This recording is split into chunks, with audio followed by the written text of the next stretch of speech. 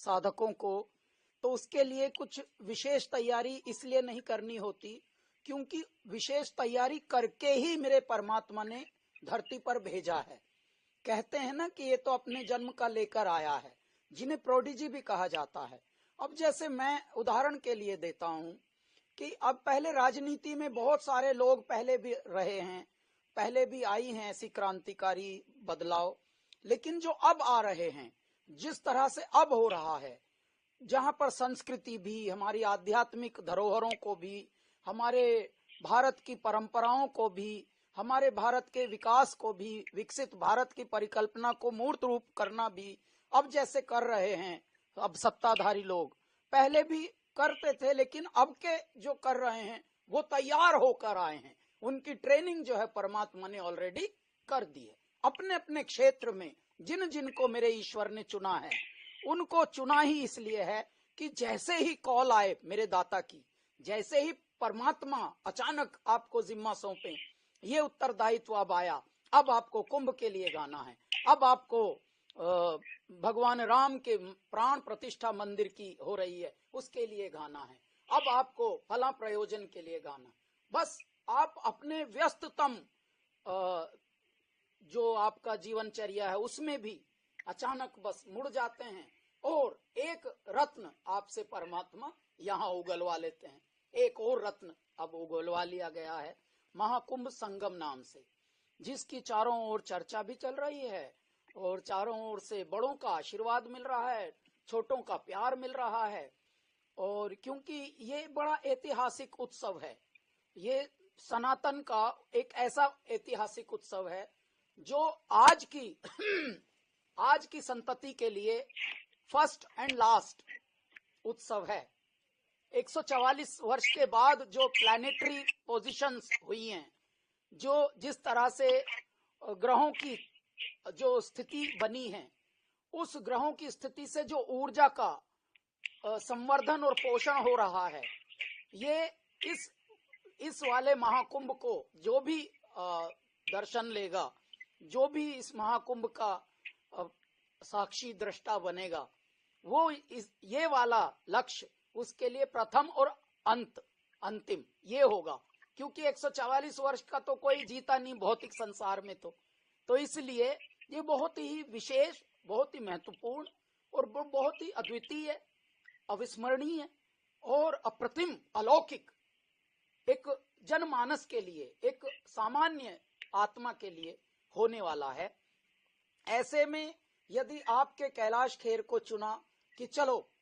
ये एक स्तुति गीत गाना है महाकुंभ के लिए, जो पूर्ण महाकुंभ आया है 144 वर्ष के बाद, और पुनः 144 वर्ष के बाद ये वाली स्थिति पर हमारे ग्रह, हमारा चंद्रमा, हमारे सूर्य और हमारे जो राशियों का अदल बदल, जिस राशि में वो प्रवेश करते हैं, जिस ग्रह से किस तरह से उनकी चाल चली जाती है पूरे ग्रहों की,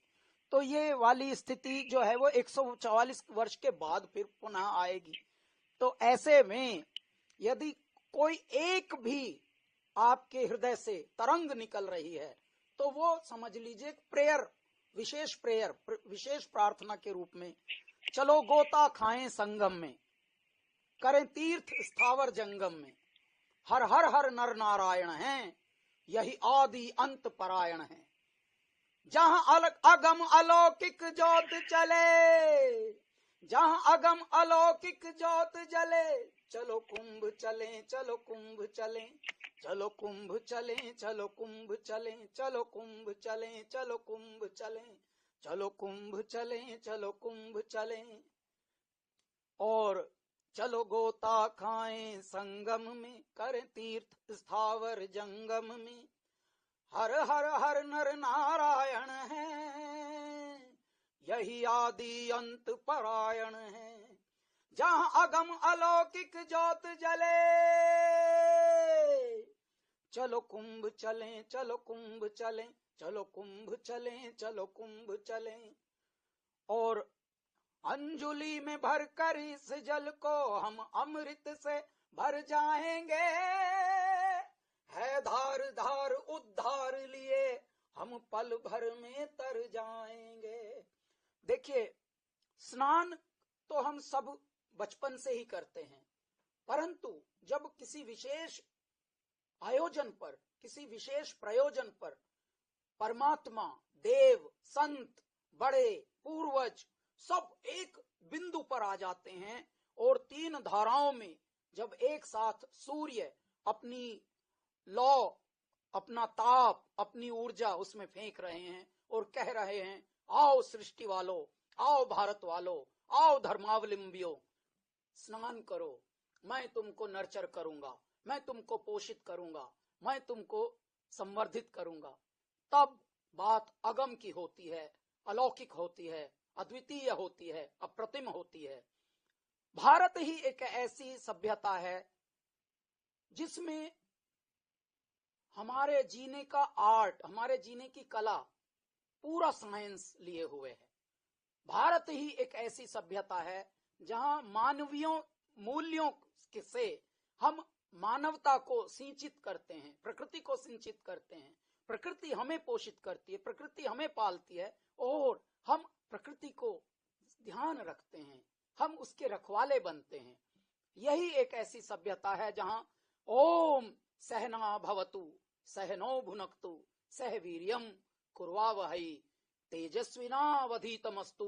मां विद्विषावहै। हम सबको सबको साथ लेकर चलने की बात करते हैं। होता क्या है, चांद सूरज पृथ्वी ना बदले, ना हवा ना पानी, बदल गए विद्वान देश के, यूं आ गई है हानि। बहुत अमीर बन रहा है मनुष्य, बहुत धनवान बन रहा है मनुष्य,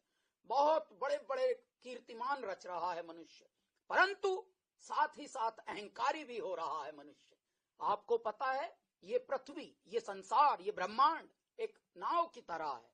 जैसे परमात्मा ने कटोरे में पूरी धरती रच दी, उस कटोरे में अगर छेद हो जाए तो पूरा कटोरा डूबेगा, पूरा कटोरा ही विनाश की ओर जाएगा। अब इस कटोरे में कुछ बैठे हैं अकड़ू राम, कुछ अहंकारी, बड़े बड़े जिनको हम बोलते हैं बहुत, कोई धनवान है, कोई अहंकारी है, कोई मनवान है और कोई बड़ा नामचीन है, नामवान है। उससे कुछ नहीं होगा, सभी को एक होना होगा, सभी को सभ्य होना होगा, सभी को मूल्यों में आना होगा, सभी को संवेदनशीलता में आना होगा। और ये सारी बात हमारे सनातन की जीवन शैली सिखाती है कि आओ बड़ों की सेवा करो, संतों की सेवा करो, गौवंश की रक्षा करो,